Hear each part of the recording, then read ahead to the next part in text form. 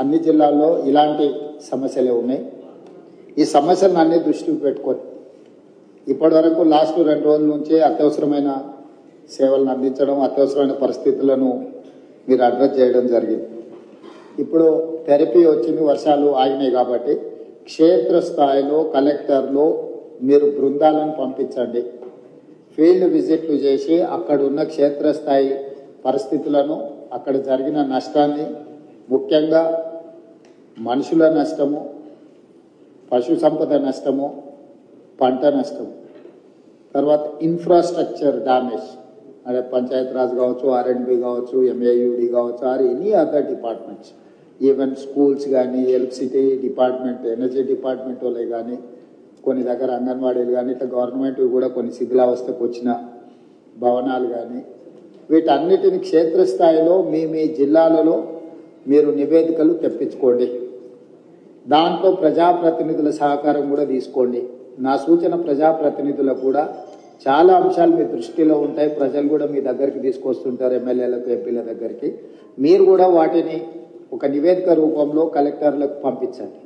దాంతో ఏమవుతారంటే మాకు ఒక రిపోర్ట్ తయారు చేసి డిజాస్టర్ మేనేజ్మెంట్ నుంచి కూడా గవర్నమెంట్ ఆఫ్ ఇండియాకు నివేదిక ఇవ్వడానికి అవకాశం ఉంటుంది. కాబట్టి సంబంధిత అధికారికి అరవింద్ కుమార్ గారు కూడా నా సూచన, ఏ ఫార్మేట్లో మీకు పంపాలనో ఒక పర్మనెంట్ ఫార్మేట్, వాళ్ళకు ఒక డైరెక్షన్ ఇవ్వాలి. ఇప్పటి వరకు మనం ఎప్పుడు పెద్దగా క్లెయిమ్ చేసుకోలేదు కాబట్టి అధికారులు ఆ ఫార్మేట్లో పనిచేసే విధానాన్ని మర్చిపోయింది.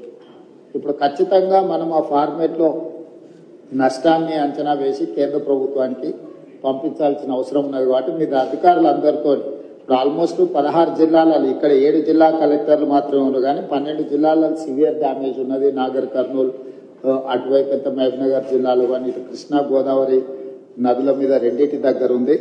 నా సూచన ఇన్ఛార్జ్ మంత్రులకు కూడా ఆయా జిల్లాలలో మీరు సమీక్ష చేసుకొని లోకల్ ఎలక్టెడ్ రిప్రజెంటేటివ్స్తో ఒక మీటింగ్ ఏర్పాటు చేసుకొని ఆ కలెక్టర్లను కూడా నివేదికలు తయారు చేయమని చెప్పి, దాన్ని ఓవరాల్గా రెవెన్యూ మినిస్టర్ గారు, disaster management comes under revenue, మీరు అందరు మంత్రులతోని సంబంధిత అధికారులతోని మీరు తక్షణమే సమీక్ష చేసుకొని నివేదికలు సిద్ధం చేయండి.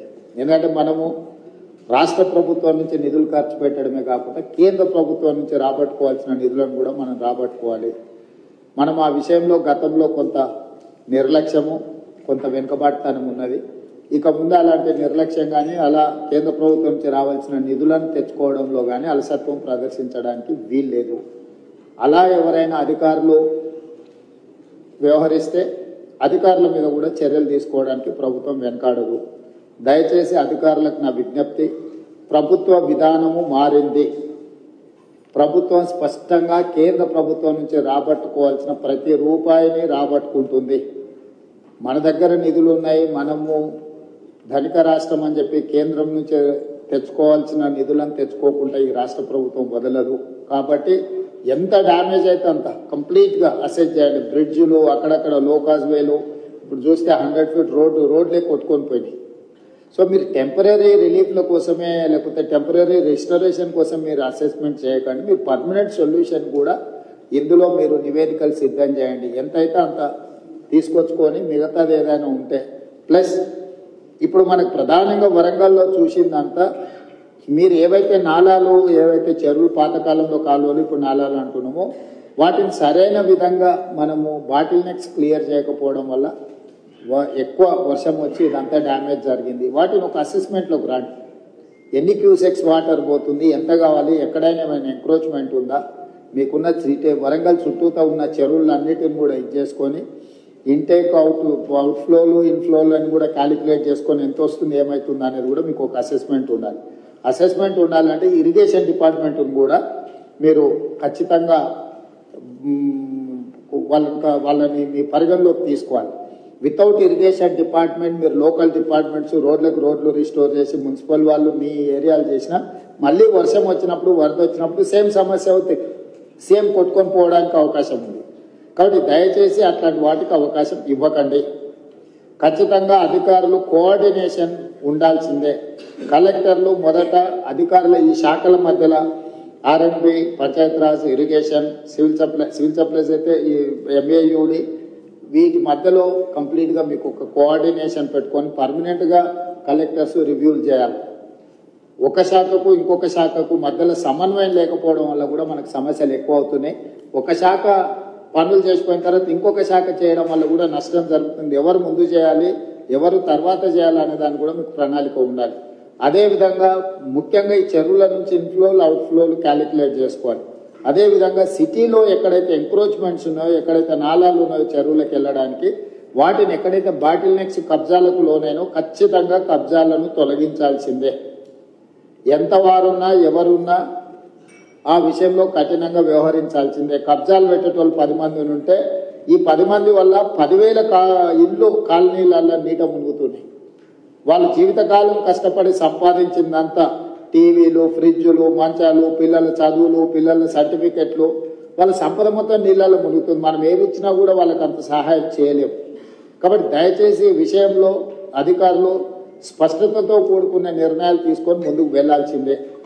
ఇప్పుడు వరదలు తగ్గినాయి కాబట్టి ఇమ్మీడియట్ గా పారిశుద్ధ్య కార్యక్రమాలు పనులను ముందు ఇమ్మీడియట్ గా టేకప్ చేయాలి. మొత్తం ఎక్కడెక్కడైతే చెత్త పేరుకుపోయిందో చెత్త క్లీన్ చేయడంతో పాటు శానిటేషన్ పనులను కూడా మీరు తక్షణమే అడ్రస్ చేయాలి. మెడికల్ అండ్ హెల్త్ వాళ్ళు కానీ మిగతా డిపార్ట్మెంట్లు అందరూ కూడా కోఆర్డినేషన్ తోని మీరు అందరు కలిసి ముందుకు వెళ్లాల్సిందే.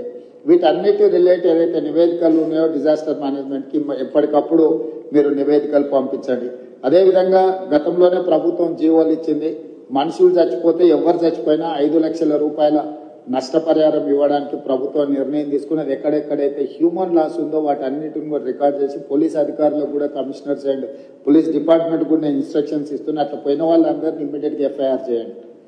కొన్నిసార్లు ఆలస్యంగా వస్తారు. వాళ్ళు ఒకసారి ఫీల్డ్ వెరిఫికేషన్ చేసి ఎఫ్ఐఆర్లు కడితే రేపు ఇందులో వాళ్ళకి నష్టపరిహారం ఇవ్వాలంటే కూడా ఇవన్నీ అవసరం. మీరు ప్రొసీజరల్ యాక్సెస్ కూడా లేకుండా పోలీస్ అధికారులు కూడా వాళ్ళు ఎవరెవరు ఈ వరదలలో చనిపోయినరో తక్షణమే వాళ్ళ వివరాలన్నీ సేకరించి వెంబడే ఎఫ్ఐఆర్ కట్టి దానికి సంబంధించిన నివేదికలు ఇవ్వండి.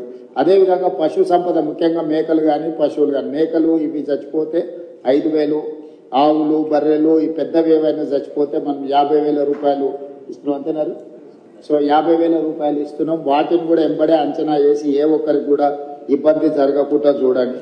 పంట నష్టం జరిగిన ప్రాంతాలలో చాలా వరకు పత్తి, వరి, చేతికొచ్చిన పంట నష్టము ఇవన్నీ కూడా జరిగినాయి కాబట్టి ఎకరాకు 10,000 రూపాయలు మనం రైతులకు పంట నష్టపరిహారం కూడా ఇవ్వాలనుకుంటున్నాం. తక్షణమే ఆ నీట మునిగిన పొలాలను ఇసుక మేటలు పేరుకున్న దగ్గర మనకు ఎన్ఆర్ఈజిఎస్ లో స్పెషల్ ప్యాకేజెస్ ఉన్నాయి. ఆ ఇసుక మొత్తం తొలగించడానికి ఎకరాకు 10,000 కాదు ఎకరాకు 1,00,000 కూడా మనము ఎన్ఆర్ఈజిఎస్ లో తీసుకోవచ్చు. కాబట్టి ఎన్ఆర్ఈజిఎస్ కు సంబంధించిన పంచాయతీరాజ్ వాళ్ళు కూడా మీరు తక్షణమే దాని మీద దృష్టి పెట్టి అంచనాలు వేసి ఆ ఇసుక మేటలు పేరుకున్న రైతులను ఆదుకోవడానికి కూడా దానికి కావాల్సిన అంచనాలు చేయండి.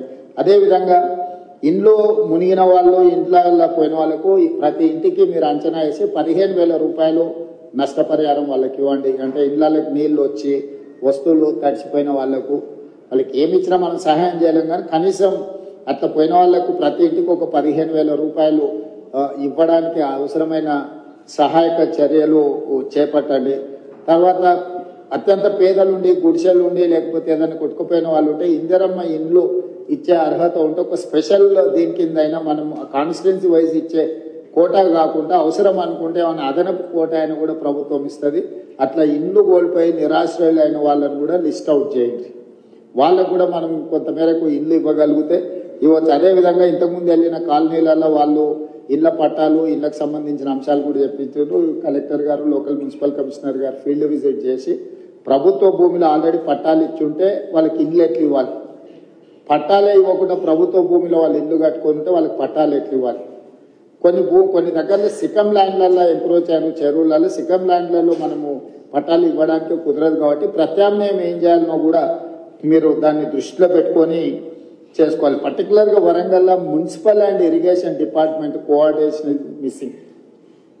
ఇమ్మీడియట్ గా ఇన్ఛార్జ్ మినిస్టర్ గారు, సంబంధిత అధికారులు, municipal and irrigation minister, municipal and irrigation అధికారులు కూర్చొని కాంప్రహెన్సివ్ గా హన్మకొండ అండ్ వరంగల్ మొత్తానికి మీరు కాంప్రహెన్సివ్ ప్లాన్ చేసుకోవాలి. Warangal outer ring road inside ఏదైతుందో కోర్ అర్బన్ వరంగల్ ఏదైతుందో కోర్ అర్బన్ వరంగల్ కి మీరు అండర్ గ్రౌండ్ డ్రైనేజ్ విషయంలో కానీ, రోడ్ల విషయంలో కానీ, మిగతా డెవలప్మెంటల్ ఇష్యూస్ లో కంప్లీట్ గా కాంప్రహెన్సివ్ ప్రణాళిక చేసుకోవాల్సింది. దీంట్లో భాగంగానే స్మార్ట్ సిటీలో మీకు కొన్ని నిధులు వచ్చినాయి.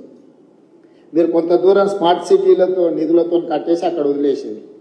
మీరు అట్లా వదలడం వల్ల ఇంకా పెద్ద సమస్యగా మారుతున్నారు. సో స్టేట్ గవర్నమెంట్ నుంచి అని ఏం కావాలనో శ్రీదేవి గారు మీరు ఆ స్మార్ట్ సిటీలో చేయంగా మిగిలిన పనులు ఏం చేయాలనో కూడా దానికి ఒక నివేదిక తయారు చేయండి. మనం అవసరమైతే ప్రత్యేకంగా బడ్జెట్ ఇచ్చి వరంగల్ మీద ప్రత్యేకంగా ఫోకస్ పెడదాం. పనులు మాత్రం వదిలేయడానికి వీలు లేదు.